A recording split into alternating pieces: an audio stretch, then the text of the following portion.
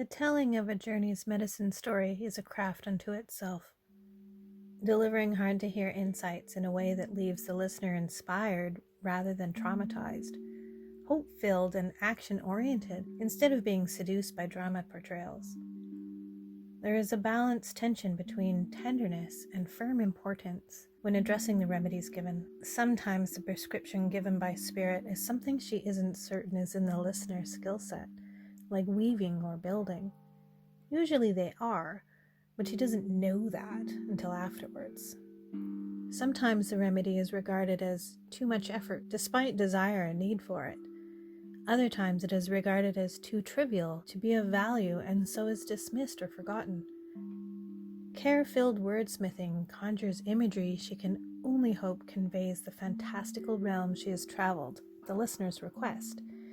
And if she speaks it well enough, they may be carried like a child enraptured at the feet of a great story, completely immersed and emotionally invested. If no, she is met with dismissal, lip service, pleasantries, or downright argument. In this case, there were two bones of contention. What she considered as a slight shift in the location and orientation of the proposed house turned out to be a lot for her friend to accept. There really was no negotiation to be had. He either heeds what the land requires of him or opens to the potential fallout. Typically, time and cost frustrations like equipment failure, but may be as serious as injury or death.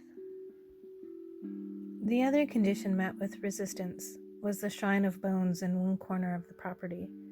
Apparently it was too far to walk, and it might frighten faint-hearted guests. She shrugged.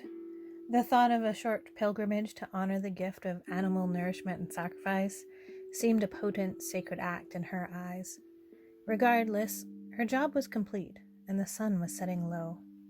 As she prepared for her solo return to the cottage, her friend passed her a bundle wrapped in cloth and tied with cord he had twisted by hand. He also pressed a packet of currency into her basket, payment and homage both. She was 3/4 of the way through the forest when darkness set in earnest. The moon was rising full, but the trees were thick. A chill set in, but it was more than just cold night air. It came with a stillness that amplified sound, and the little hairs on her cheeks stood on end, feeling for movement, much like a spider feels vibrations in a strand of silk. It was this that prompted her to pull on her hooded cloak, much more so than the cold. It had been created by a traveling czarownica, a Polish witch, for the sole purpose of keeping her safe from the terrors in the unseen realm. Dyed black with galls from a mighty oak and old coffin nails, dried devil's club sewn into the hemlines and obsidian in its pockets.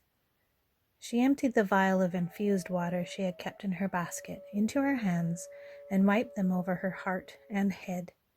Without pause nor word aloud, she called for a protective guide to walk with her, and she dampened her energy down as small and quiet and as invisible as possible, so as to safely slip past unnoticed by whatever was afoot. The moment she crossed the boundary kept by her cottage guardians, the oppressive stillness eased and lifted. Once inside, she stoked up the coals in the wood stove, set some water on for tea, and unpacked her basket. She completed working with her tools by ringing a bell over each before putting them away. A peek at the tender showed a generous sum, before she deftly unwrapped the mystery bundle.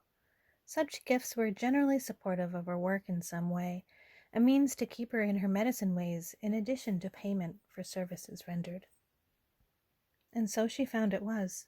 Laying open on the cloth were 2 owl feathers, a roughly shaped block of beeswax, and a pouch of smooth stones with animals painted on.